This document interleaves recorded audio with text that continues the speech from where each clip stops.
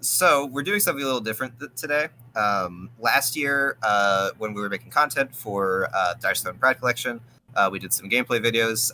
This year, we're doing interviews. So I have here Derek Vo, the designer and developer for Zagreus. Go ahead and introduce yourself, Derek. Hi, I'm Derek. You should know me by now, but I have this channel. It's called Derek Dice. It's spelt Derek Dice. And I make Dice Stone homebrews and other board game stuff sometimes. Glad to have you here, is the thing I would say. But you're Derek, so I'm not really glad to have you here. I'm like kind of a mandatory presence. Yeah. And for those of you who don't know me, hi, I'm Amy. I ran this Pride Collection set. And I do a lot of other Dice Throne related stuff. I'm a competitive player. As of recently, I am #1 in the Northeast. That's pretty cool. Are you? I mean, I'm here. Yeah. I guess I haven't participated. I've never lost, that's true, though. That's correct. Yeah. I mean, I'm like 13-1, I think. I have a better win rate than you do. Okay. No, you don't. Wait, yeah, I guess not. I guess it's just 0 divided by 0. Yeah. World explodes. Okay. But yeah, so I do that. I am also the owner of the Dice Throne Homebrew community, and I do a bunch of other Dice Throne related stuff. And today I'm here to interview Derek about the hero Zagreus. This is kind of an interesting thing for Pride Collection because Zagreus is our intro hero. He's the first hero in the set. He's the least complex. And he's the first hero everybody sees. So yeah, I'm going to ask Derek a bunch of questions. We're going to talk about this hero. And stay tuned, because I have also included, as well everyone else in this series, I've included a set of curveball questions that Derek has not seen and that are meant to confuse and disorient him, which I will throw in. Yeah, which I will throw in throughout the interview. And I can't wait to get for Derek to get revenge on me when Derek interviews me for Cardroll Woman. You know, Amy, this seems kind of weird to like just lie about the order in which these are being recorded. Yeah. No, we definitely recorded this one before the Cardroll Woman one. Oh, of course. Cardroll Woman was definitely finished after Zagreus. Don't worry about it. Yeah, you see, Zagreus, I definitely didn't just procrastinate the art and then do it all at 2 a.m. in a daze. Yeah, and I definitely didn't have to ask for stuff last minute on the day of release. No, it's all yeah, it was great. Anyways, so yeah, let's get started. So, very easy first question. Why Zagreus? So it all started when I was probably about like, I want to say like 10 or 11, and I was on my iPad, and I found this game on the App Store called Bastion, and like that game was like actually really good, and like I think that how good the game was actually flew over my head when I was that young, because I didn't fully understand like the themes they were going for. This game, of course, being one of the first commercial games released by the same company that made Hades, Supergiant Games. And I just like really loved that game, and I was always thinking about like, oh well, I guess it kind of just inspired a lot of my sort of artistic process and whatnot moving forward. And then eventually I played Hades and I loved it. Now, of course, by the time I got into like Dice Throne homebrewing and started doing a bit more like bit more often, Zagreus was already made a couple of times, in fact, several times. One of them is a Google slideshow presentation, and a lot of them are, I'll say, rough around the edges. But Zagreus has a bit of reputation for being a bit of a cursed homebrew, so to speak. So, Amy, would you like to speak a little bit, and sorry for throwing back the interview at you, on like, on like all these cursed Zagreus iterations? Maybe not cursed, maybe cursed is a bit rude, but you go on. Yeah, so I'll take responsibility. There are 6 known Zagreus homebrew interpretations. I own 3 of them. I did Zagreus Zagreus a long time ago. Initially, what I was doing was, you would like during your upkeep, you would get like a random boon from the boon deck, and you could have as many boons as you were able to muster, and they all had passive effects that all triggered at different times. No. And you had to remember all the triggers. But if your opponent hits you hard enough, they all go away. Because the theming is that like you die and then you come back with no boons. And I also had evasive in the kit. So that was it. Actually, I don't think it was a terrible hero. It wasn't fun to play. Great question, but there wasn't anything like sorely wrong with it from like a development perspective, this is kind of like an ongoing theme in my design process where I nailed the development, but the idea was cursed in the first place. Mm. I also tried again to fix Zagreus, where I had all of the boons represented by extremely powerful upgrades that you got out of a side deck. The problem was if you'd upgraded the right ability, you would just spam that ability the entire game. So that wasn't very fun. And then I tried a third time with a bunch of side decks. You could only have one boon at a time, and they informed the bulk of some of the abilities on your board. But it was too difficult to make all of the boons like different and interesting enough from each other that you really cared to switch during the game. And it was also, I think that was also a 2-2-1-1 hero with like no real reason for it to be. Classic. So yeah, all of these Zagreus were. I'll be the first to admit they are mediocre heroes. And there are other people who have also attempted Zagreus and gotten to various degrees of design. This is I'll go ahead and say it. I think this is the most successful Zagreus. I sure hope it is. Of course. The most iconic one by far is the one that is only on Google Slides and nowhere else. Listed as a complexity 8, I think, complexity or a 9. 8? I don't know. Either way, wildly overestimating how complex adding a bunch of tokens to one kit is. Oh yeah, the classic design of what if we put more tokens on it? Anyway, yeah. no need to talk about all the other Zagreus. But yeah, essentially, okay, so to actually answer the question, I just really loved Hades, and I did want to make a Hades homebrew, and I was like, the reason that I was hesitant to like even try, mostly was like all the other failed attempts just made me kind of believe that it was intrinsically cursed. But I do believe that the reason so many people have tried and also failed, is because it is such an inspiring and such an amazing game that, like, of course everyone wants to try. They see the potential in it, and I suppose like by letting myself be a bit less scared of all the other stumbles and like learning from them, I was able to actually make something I was pretty confident in. Yeah, I mean, Hades is like definitely one of the best games I've ever played, and Hades 2 is even better. Absolutely. So it's definitely it's a legendary game. One of the other things that's cool about Zagreus is he's like an iconic queer character, I would say. Yep. In like, especially in like online mediums. We try to get at least one of those per Pride Collection. So for the first one, we had Madeline from Celeste, among others. For Pride Collection 2, we had Bridget from Guilty Gear, and then this is our stab at it this time around. Zagreus from Hades. Who knows what we do next year? Very infamous. But yeah. What was that? Very infamous in the Dice Stone homebrew community. Yes, exactly, and that's why we picked the quote as well. Yeah, I'm back again. The way I have decided to think of it in my head is that every instance of Zagreus in the homebrew server is a different escape attempt. And this is the one where he succeeded. Yeah. Well, he's got to succeed like a couple dozen more times to get the true ending, so, you know, we gotta get to that. Yeah, everyone, get your pencils ready, everyone. God, terrifying. Okay, so we have all of these. I think we like failed attempts of Zagreus, failed in air quotes, all of these other attempts of Zagreus. So how do you, as you start designing this Zagreus, how do you like take inspiration from the other interpretations of Zagreus? How do you learn from them? Do you have like a different mindset approach for Zagreus as compared to these other designs of Zagreus? So I didn't exactly actually look at them all that closely. I just sort of vaguely remembered my memories of playing them from a couple years back and the sheer amount of pain and misery I went through. Damn. Sorry. But essentially, I started with the concept of, well, we see a lot of homebrews that attempt to do something similar in which they want to represent a fairly complex source material that has a lot of different ways for a character to grow and develop over the course of the game, right? And I have like a catch-all for them called maximalist brews, like a maximalist style, in which you try to capture a lot of different aspects of a single character within one project. And a lot of Zagreus brews end up somewhere in that ballpark because Hades is a pretty complex game mechanically, right?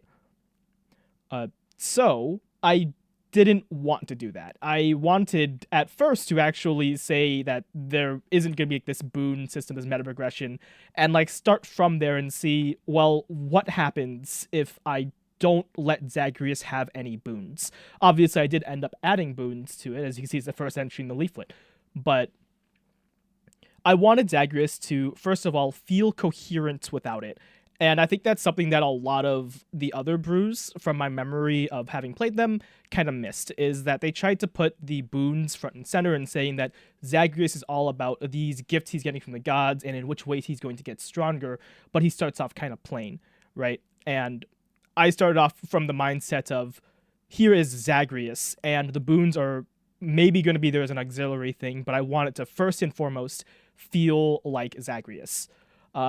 So I landed on the first mechanic I landed on was agility, which, agility from Dice Throne. Wow, incredible. But I was thinking particularly of the theming of when you're playing the game, you can dash out of attacks in order to dodge them, or you can dash into attacks and into the enemies to try and be more aggressive, deal more damage. So that sort of informed me this gimmick of gaining or spending agility for various benefit. And as you can see, like, there's agility all over the board, but this one spends agility to become more powerful, as does this. So that was like the first gimmick I landed on, and it's pretty simple. The next gimmick I landed on was Bloodstones, which is essentially like the cast system, this quote-unquote mana system in the game where you get to throw these at the opponent.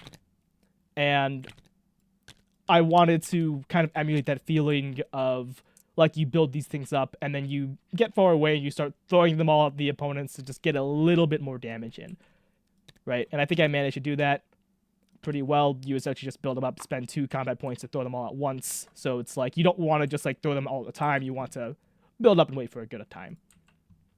Finally, I put a little bit of extra sauce into it, just kind of referencing the source material here. I don't think this is really essential.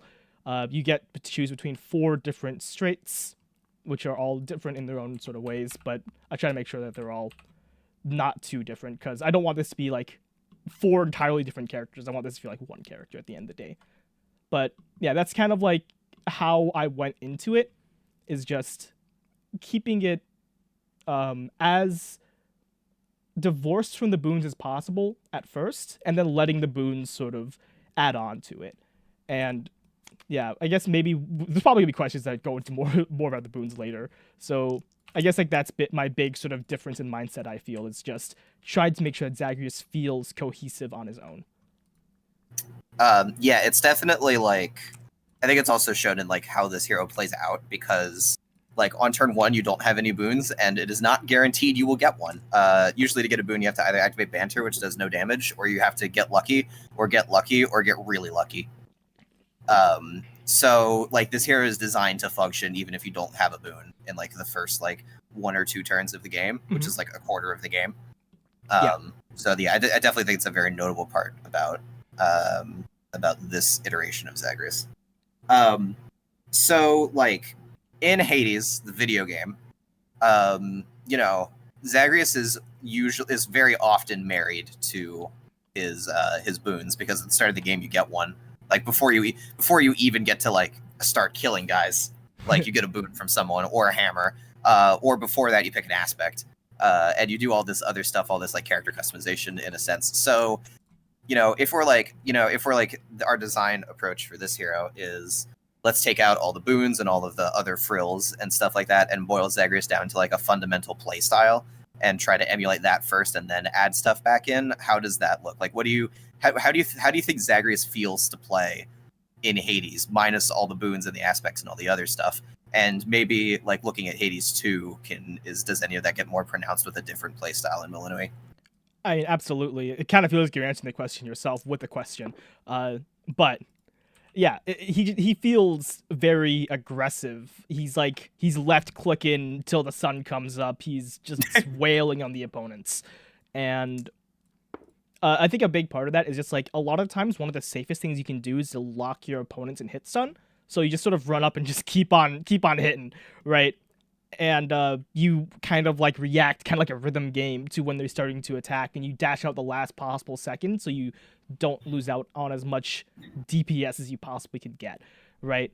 So I wanted to really emulate that feeling of like, he is just this unstoppable assault of just like constantly hitting, while also having like a little bit of tactics in there of just like dodging at exactly the right moments, and just playing a bit opportunistically, right? Mm-hmm. So we can see that. I think we can see that through the basic attack, right? Yeah. because a 568 basic attack is pretty bold. Yep, it's definitely a big number, and it's also a relatively big number, alongside the fact that this character can get passive value from boons. So the fact that the basic is so strong is like, yeah, uh, a bit out there. The reason that he has such a powerful basic is tied to the rest of his kit being somewhat prone to overstacking in value. Like a lot of his abilities are going to give him Bloodstone, right? And eventually he doesn't need more Bloodstone. So if all of his abilities are now like going to be undertuned because of the lack of Bloodstone, his basic being more tempting is quite nice. It also means that like if you go for a basic on turn 1 instead of like going for a boon, you don't feel as bad about it. It's still like not the best line for Zagreus, but you're not going to it's not like a very easy opening where it's just like you're always doing banter because you need the aid, right? Yeah, and if you go into turn 1, you do your first roll and you get like 4 swords. It's like, I don't know, do you pass this up? Yeah, exactly. Or do you like go for a straight? And I think Yeah. that's an interesting decision point. All right. Well, that brings us to our first curveball question. Are you ready? Sure. Okay, so going back to Hades the video game. Now we both love Hades the video game a lot, but what's your least favorite part about it? My least favorite part about Hades the video game. That's like okay, least favorite part about Hades the video game. I'll say that like I didn't particularly engage a whole lot in the socialization parts of it, but I know that's really important to people, right? I didn't like engage in like giving a lot of gifts, even with characters I particularly liked, and I never actually ended up like starting any relationships. It's kind of like in Stardew Valley, like there was like this whole giving gifts to villagers and you could like date them and stuff, and I'm just like, nah, I'm in the mines. I'm getting to floor 120 in the first week of it being open. I'm just a fucking dwarf, and that's definitely how I approached Hades, right? Now, I'm gonna say I think that the like dating and the social aspects of Hades are probably like the most beloved parts that I disproportionately did not find myself engaging in, which is like a way to interpret the least favorite part, right? Like the most under appreciated part for me personally. I did try to put that into the kit, but like this is not a dating sim character, and I think that's fine. It'd be kind of weird if he was. The reducing your opponent's health is actually like maybe like instead of like counting from 50 to 0, you count from 0 to 50, and then when you get to 50, you're dating your opponent, and then you win the game. Sure, whatever. Yeah, I did not interact with the social aspect in Hades as much. I think the thing that I was even less interested in was decoration. I actually did some decoration, but not a whole. I just got the big, funny skull disco ball. I think especially in Hades 1 because it uses currencies that also have like mechanical relevance too. Like they're not just cosmetically relevant. Mm-hmm. They fix that in Hades 2, which I like a lot. And I feel more encouraged to decorate in Hades 2 because like the currency for decorating in Hades 2 is just for decorating, and I don't feel like I'm missing out on other stuff if I'm like spending resources to do that. I don't know. I like the skull. I every time I walk in, it's like, yes, I wasted so much money on that. That's awesome. Is that what it's like to feel old? Yeah. Okay, cool. Great conversation. So that is our first curveball question. I've got 2 more. Later down the line. This interview will take a while, I'm sure. So one of the things we kind of glossed over at the beginning is you're a professional game designer. Whoa. Oh yeah, that. You work at Indie Boards and Cards. And you had a bit of a design role in Aeon's End 8. You had a very large design role in Aeon's End 9, and you are currently working on the next Aeon's End related Indie Boards and Cards project. So now that you have that experience, this is your first Dice Throne hero that you've made since you got hired. How does having that professional design experience impact your process for this hero? Honestly, very little. I really don't believe that like it really fundamentally shifted how I think about game design all that much. The main thing that that sort of like hammered home is the importance of elegance and of like something being easy to follow and easy to play. But I was already like very much emphasizing that in my designs, and I think that like, I guess it kind of makes sense that I would be hired if I already kind of knew my way around, so to speak. Mhm. Um, but like even when I'm doing stuff professionally, there is stuff that I just have a different mindset on, and which like generally convinces my coworkers like, yeah, I think that this guy's right. um, so I suppose like I'm trying to think of particular things I would have done differently if I wasn't like brought on board to an official thing. I think the main thing that's changed is my level of confidence in myself. Now I have a huge ego because I'm fucking God. Yeah. No, no, no, not at all. But like, I'm just like, I guess it sort of removes the mystique of what is and isn't professional is usually just like, for one, a level of polish, and for two, a level of accessibility, right? And those are like really the only differences, and everything else is just like kind of getting into your own head about it, right? So yeah, I think that's really about it. It's just I did my best to make sure that even though there's a good amount going on in the kit, that anyone can pick this character up and play it. And also, I tried to make sure that stuff felt like heavy, impactful, and fun. But I always would have done that anyways. Would you call this a professional Dice homebrew? Professional Dyson homebrew? Uh, I mean, no. Okay. I would define define professional as like, I don't know. There's money involved. It's a profession. It's a big thing. Mhm. Uh, and I guess it's like I get not wanting to define it that way, but the only reason I'm defining it that way is because I really don't care. Like, it's not important to me if this is or isn't professional, and I genuinely don't think of myself as like any sort of intrinsically stronger of a designer than other people because I have professional experience. Now, I Mhm. think that I am a pretty strong designer. I'm not going to deny that, but at the same time, it's not a fundamental difference. I did not at all fundamentally change. It's like you're not a good game designer because you're a professional. You're a professional because you're a good game designer, kind of thing. Yeah, but not necessarily. People can be professionals on Right, being right, good right. game designers. Have you seen Monopoly Cheaters Edition? No, someone complained about that for a while. But you get what I'm saying. Yeah. Yeah. All right.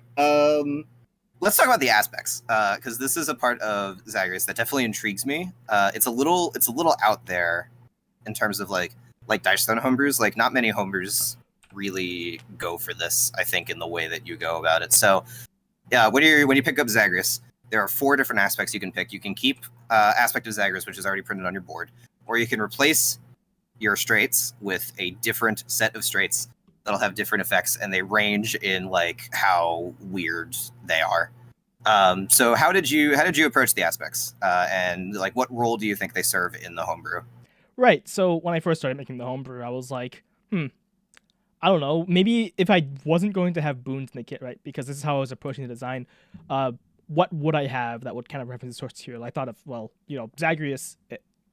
Something that I kind of see missing from a lot of Zagreus homebrews is emphasizing his sort of mastery of weapons and his ability to wield different weapons and to utilize aspects of those weapons. And in fact, the first version of Zagreus I had in the conceptual stages was to avoid using his very iconic Stygian blade, right? And like see, well, what would happen if I used another weapon?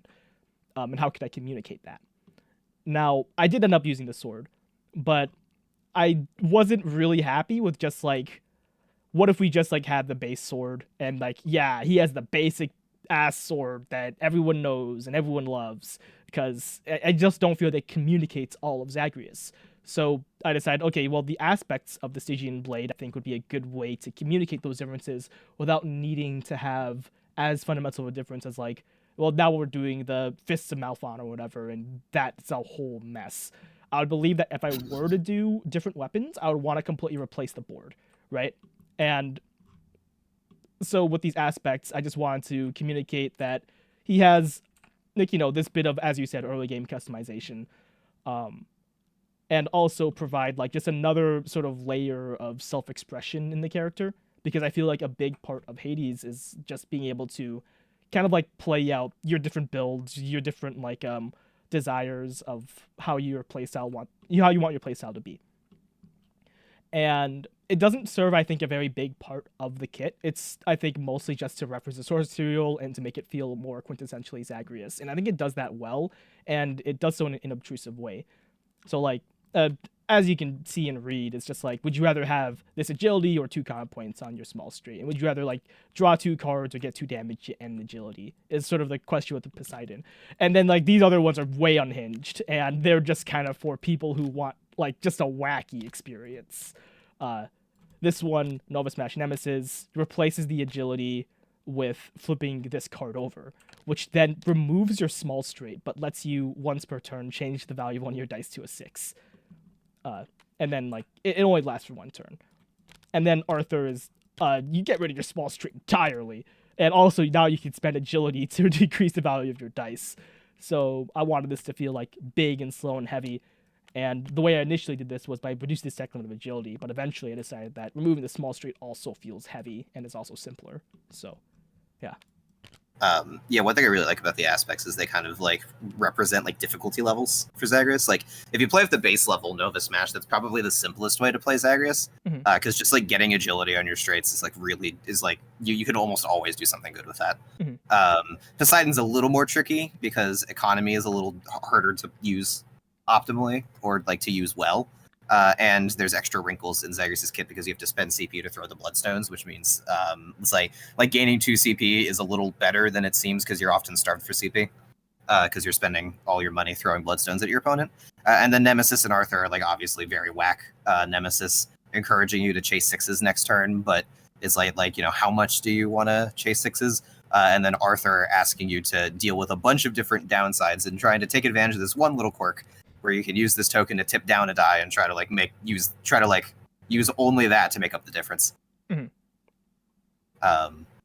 It's definitely, I think originally you were talking about what if this hero used the spear instead of the sword, and a bunch of us were like, no, that doesn't feel right.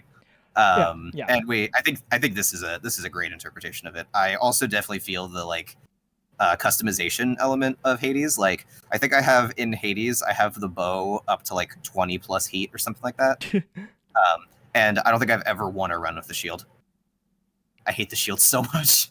Dude, I love just being, I love that stupid shield, just having to run up and bash people over the head with it. It's like, yeah. Look, I'm not patient enough for that. I came here to left click everyone to death. Yeah, I personally love big, heavy, slow weapons. So because it feels more tactical to me. But we're getting kind of out of the weeds, so let's get back on track. Yeah, all right, let's talk about the boons now. So you've got 9 boons. Yep. Yeah, what's up with these? How did you make these? So, yeah, these are definitely so obviously it's like boons are just an iconic part of the game, and as I have, I think, communicated throughout this interview, I am not the most excited by the concept of having boons in Dice Throne. And there's like a lot of reasons for that. For one, Dice Throne's a board game, not a video game. So while boons are handled automatically in a video game, everything has to be done, kept in track by real people in real time. So that is necessarily going to have to be a lot simpler. For 2, Dice Throne is a short game, only 7 turns on average. So that means that like building up over time is intrinsically kind of tricky. So what I did was I tried to solve those problems by 1, introducing a limit to the amount of boons you can have. So in this version, in this interpretation of the character, you can only have 1 boon on each player. And Zagreus gets a Zagreus boon, which provides him with some sort of benefit. This one, he immediately heals 1, and he gets a new ability, Riz Up, that lets him steal 5 health from the opponent and have them both draw a card. And you can also put them onto your opponents. And while they're on your opponent, they will give them some kind of downside that is linked to Bloodstone. And also, another thing I do is provide an instantaneous effect onto each of these upgrades, or boons. So that way you'll still care about switching them out, even when you are already stacked up. So yeah, it'll be like diminishing returns if you already have a boon in both players, because you have to replace something instead of just getting a whole new thing. But it's still like you're getting something out of it, so it's not completely just wasting your time. right? And that's like a big part of it. I don't want to waste the player's times with these boons, and I want them to feel interesting in that way. So, Um, oh, go on. I wanna ask, what's your favorite boon? My favorite boon. Pick a child. Uh, hmm. I think that my favorite boon of the bunch is probably the Demeter I knew you enemy were boon. gonna say this. Yeah. Yeah, it's just a lot of fun, right? So what this one does is while it's on your enemy, whenever they take a roll attempt past the first, they have to re-roll 4 dice and lose a bloodstone. So it really does communicate the sort of idea of being crunk off your ass, because like you have to roll like a complete moron. Yeah. I like that one a lot. I think my if I had to pick one other than that as my favorite, I would pick the Zagreus boon on Athena. Of like the absolute greed that this encourages you to do. Oh yeah, it's such a dumb ability, such a dumb upgrade. Yeah, I think in one game you picked the Nemesis aspect and you got the Athena Zagreus boon, and I think you paid like 12 health chasing mini ults. Yeah, I was trying to In go for total. ults. Yeah, I think it worked, but like just barely. yeah, and it was like you are very much advancing my game plan in the process of doing this. Yeah, unfortunately, you're also too busy dying. Yeah. Also, Zagreus' ult is really good. Yep. So it's like the mini ult's like only okay in my opinion, but the ult is very good. Yeah. All right. Well, that brings us to curveball question number 2. Are you ready? Sure. So we've just been talking about the boons, and they're all given by the different Olympians. If you had to take one of the Olympians on a date, which one would you choose? Of the bunch, well, like I know like Artemis is ace, so I mean like she seems nice, and I mean Hermes is cute. So I think it'd be between these two, right? I think that like everyone else here is like too old or unk status. So yeah, sorry Aphrodite. Yeah, even you. Uh, I don't think I'm into like the Santa Claus vibe of Zeus, and also I think that he did some like fucked up shit. Like, these two people seem like the most like fairly reasonable in terms of like people to just go on a date with. Yeah, I also went Artemis on the concept of just she's probably a nice person. Yeah, exactly. I think we could just like play some board games and like hang out. I think that maybe not. Maybe she's gonna take me fucking outside. That's fine. I like the forest. I actually go like there's a forest near my house and I go there a lot and I do enjoy it. So I think that seems like a fun time. So I think I'm probably going to go with Artemis. I think Hermes is I don't know. I think Hermes just got places to be. You know? I don't know if it's time for you. Yeah, and I get it. I get it. Yeah. Of course, it's oh yeah, it's this, but you know. Yeah. He has time for Zagreus, but I don't think he has time for me. I think Artemis has nothing better to do. Yeah, Zagreus is more important, unfortunately. Yeah. That was an enlightening conversation. Of course. So let's talk about the unique cards, your upgrades and your action cards that you designed for Zagreus. So there's a bunch of funny stuff in there. I'm kind of curious what was your impetus for some of these unique cards. Honestly, a lot of them are just like, we'll fix it later, and they never did. But so like to quickly go over these action cards. I started off with just a bunch of like trinkets from the game, right? Which now there's only 5 of them, and like half of them are trinkets and half of them are just like other concepts in the game. And I just wanted to kind of communicate these other characters and other aspects of the game that exists. So yeah, I mean like these are just kind of like a shoe-in to just reference these other characters, right? And it's really about as deep as it goes for these. In terms of like what mechanical purpose they serve, I don't know, same as any sort of like unique cards. And then or like Chthonic Coin Purse being the worst card in your deck. What do you mean it's the worst card in your deck? It's awesome. I play it every time. And that's why I beat you in all the playtest games. No, I'm kidding. What do you mean? We all made jokes about Chthonic. I think when you initially put Chthonic Coin Purse in the kit, I was like, what is this? Cinema. But after seeing it a bunch, I'm more happy with it in the sense that every time somebody plays it, it's the most impressive thing ever. So it's absolutely hilarious. Yeah, the sort of reason behind this being like strictly worse getting paid is, it's strictly worse getting paid on a character that is quite CP starved. And I don't want all my cards to be auto plays. That's like a big part of my design philosophy is every card should represent some sort of decision point. So the fact that like this is a getting paid that you might sell is completely fine to Yeah. me. Because if you like, let's say that Amy's playstyle plays it like 40% of the time or something or less, I'm fine with that because that means it's a decision point. She has to think about it, right? And that's really just what I want out of my cards is that you have to consider stuff and not just they represent value. Yeah, I definitely. It's not. I don't think it's a bad thing that the card. I think the card is like from like a gameplay perspective quite weak, but I don't think that's a bad thing. Yeah, because like every time you play it, it's like incredibly funny. Yeah, it is, and it is funny, and I think also thematic. That is just like you need to have a bunch of cash, you just get a little bit in interest. I think Security Logs was the last card we made. Yeah, and I made this just because I like the art. Yes. I think I like the theme of this card as like you getting hit by an attack and then Hypnos being like, "This is how you should have dodged that, you idiot." Mm-hmm.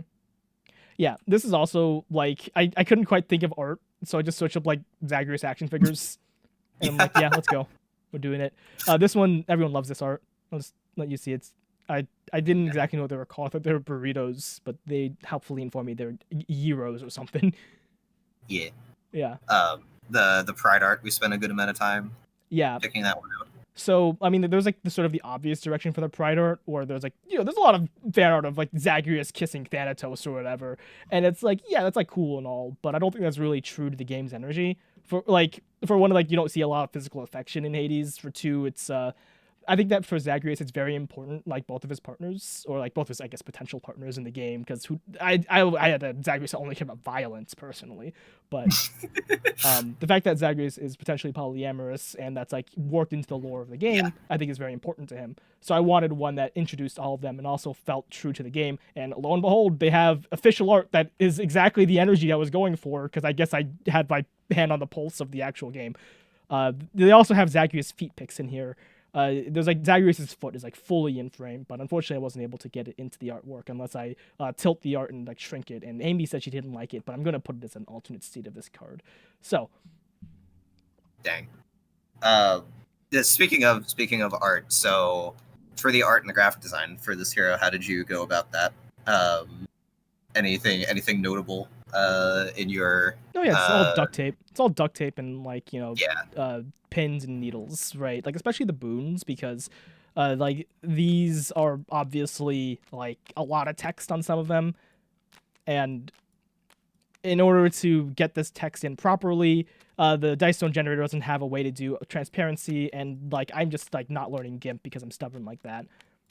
So what I did instead was I just, put it onto a blue background, and then I used GIMP to color to alpha the blue background into transparency, and then I took it, shrunk it into the actual card, and then yada yada yada. Here we are. You don't have to worry about it. I love how small the Demeter text is. Yeah, you read upside down, right? Yeah.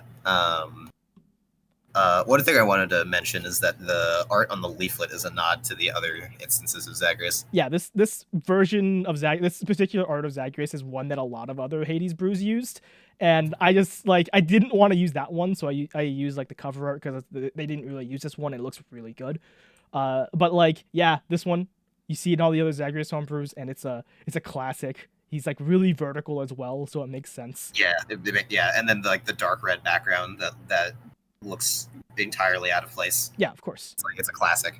Of course. Yeah. So last, we have one more question and then a curveball question for you. Sure. So, what part of Zagreus' design are you the most proud of? I think the part I'm most proud of, I mean, I'm personally just really into fundamentals in general. I guess like, for one, I'm quite happy with the agility, spending, and whatnot mechanic. I'm also pretty happy with banter as an ability, because I think that banter just like really does sell a lot of personality of Zagreus, in which like he's just in the middle of a battle, just like talking shit, and also the theming of just like this, just some random god shows up, it's like, ah yes, that was a sick burn, take this. Oh, we need to talk about Super Banner. Yeah. And like with Super Banner, I think that between the two of them, I probably like banter like overall more, especially because the Super Banter is so fucking stupid. Uh, This upgrade is so good. yeah, it's a very good upgrade. Uh, and like this is a reference to Jean Grey's upgrade occlusion into and super occlusion, so we get banter and super banter because the same role objective. And I also wanted the fact that this can be a 3 of a kind, but it's incredibly cursed to be relevant. So I make it so that if you activate super banter 3 of a kind, you just deal 11 pure damage. Of course, you can't modify it because like it is just an insult. It is such a good insult that it cuts straight to the soul of your opponent. And they take 11 damage. It's like a fifth of the way to dead now. Yeah. Otherwise, you just draw a card and do that. I remember I had a game where I picked because technically you don't have to pick your aspect until after you see your starting hit. So I saw I had Banter 2 my starting hit, and I slammed Arthur. Mm-hmm. And I got to like agility, and I got to like spend agility to cheat out Super Banter. And the game was absolutely hilarious. Yeah, and this used to be What 12 is she pure, doing? but now it's 11 because of that. Because of me. Yeah, good times. Yeah, I think I activated like 3 times in one game, and it was like, holy crap. Yeah, like as difficult as this ability is to 3 of a kind, it is surprisingly not impossible. So yeah, it's a really, really funny upgrade. I think one of my favorite upgrades in this set. Yeah, absolutely. Though, as a little spoiler, that might be because we don't have that many heroes that have upgrades. Uh-huh. Yeah, I'm quite happy with like the fundamental nature of Zagreus. It's a thing that has surprised people playing it. Like I was expecting this hero to be complex, but I got the hang of it pretty quickly. Yeah. Which is I think that's been like a recurring theme in feedback. I think it's very cool. And I think it's also nice to have more accessible heroes because I think Pride Collection has a bit of a reputation for being extremely complex, and this year it's definitely not any different. Uh-huh. But you know, I think Zagreus is a good. Oh yeah, go on. I think Zagreus is a good representation of like some like a bit of a more fundamental, less whack Dice Stone homebrew that is still memorable. Yeah, I think he's a complexity 4, more complex than Gambit. So that's not a high bar. Huh? It's not a high bar. Anyway, so yeah, I have him at like high 3 in my head, but that might be wrong. It's like numbers are fake. Yeah, I don't really care about the numbers. I don't think that 3 is accurate because I wouldn't say this is like a little more complex than Gunslinger. Yeah, there's a lot going on in this kit, and you do have to make a lot of like pretty dense decisions with the boons, even though they're not that bad. Mm-hmm. Yeah. All right. Well, you ready for your last curveball question? Sure. All right. So, which official hero has the best odds against Zagreus in a fishing contest? In a fishing contest. Well, geez, I don't have all the like official heroes off the top of my head. Let me go look at the various tier lists that we have for. You're not autistic enough. For this.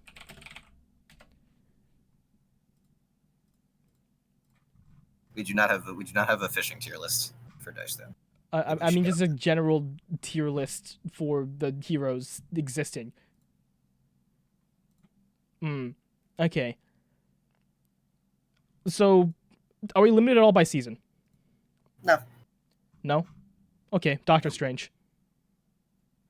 He just casts a spell and he gets like all the fish in the river. Yeah. It's not even close. Pretend he doesn't know how to do that. Okay, wait. Okay, so only mundane fishing because that was obviously should be against the rules. Yeah. Okay. Nothing that's obviously cheating. All right. Nothing that's obviously cheating. Okay.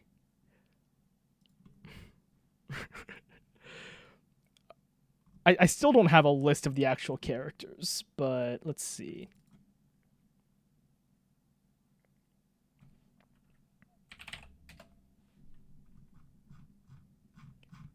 Did you send me a list of characters? Oh, no, you did not. No. I just off of sheer memory. So, I think I want to start off with like who wouldn't beat Zagreus, I guess. Or like, okay, we gotta think like who's the best at fishing, just like fundamentally, in all of Dice Throne lore. And it's probably one of the Marvel characters because the Marvel characters in general are just gonna have more sort of like well thought out, like lores and backstories. So I'm gonna say Huntress. Specifically the cat, Nira. I think Oh Nira yeah. did. Nira single-handedly Yeah, runs this. That makes sense. she's a kitty. Yeah. I feel like Barbarian either does really well or really poorly, depending on how you interpret him. I think Barbarian would do quite poorly in a fishing competition. I think that he'd pick up the fishing rod and it would immediately shatter. You should start trying to pick them up with his hands. Yeah. But I mean, Zagreus is an esteemed fisher, given his extremely good hit rate in the video game. Right, but like Zagreus wouldn't want to win against Nira even if he could. Yeah. Yeah. So threat of violence. All right, great. Or just like respect for animals. I think that is just letting the kitty have a good time. Yeah. He doesn't want to interrupt. Exactly. Well, that was that went a little more poorly than I was expecting, but these curveball questions are kind of stabs in the dark as to what will be funny. I thought the last one was pretty funny. I think that my answer was. At least I think I managed to do that answer decently. Yeah. Yeah, good stuff. That is all I've got. Any final thoughts on Zagreus? Yeah. So I'm overall like really happy to have made this, and I'm glad that all the other Zagreus exist, so that finding Zagreus can be a little bit more difficult. But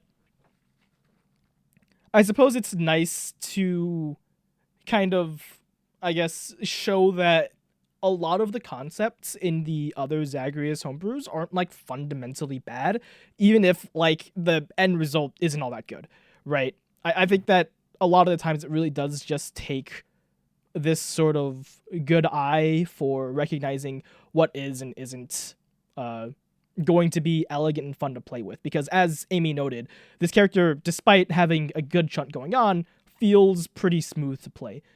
And I think that's going to, I hope that this character can provide some direction to people who want to do stuff akin to Zagreus or akin to you're getting these booms and these power-ups without it being completely falling into the sort of design traps of overdoing it, right? Mm-hmm. And I don't exactly know how that's all going to pan out. In fact, I don't even know how popular this character is even going to be, right? Because people might be so burnt out on Zagreus. They just see, the Zagreus Dyson homebrew, the one that was bad. I don't know. Did they move past it? Who knows? But yeah. I do hope that people end up playing this character and enjoying it, because I do think this character is very good. And yeah, thank you all for your time and for watching. Yeah, we'll be back. We'll have at some point we'll have the Card Rollman interview. And then we'll be back next week with the next set of heroes.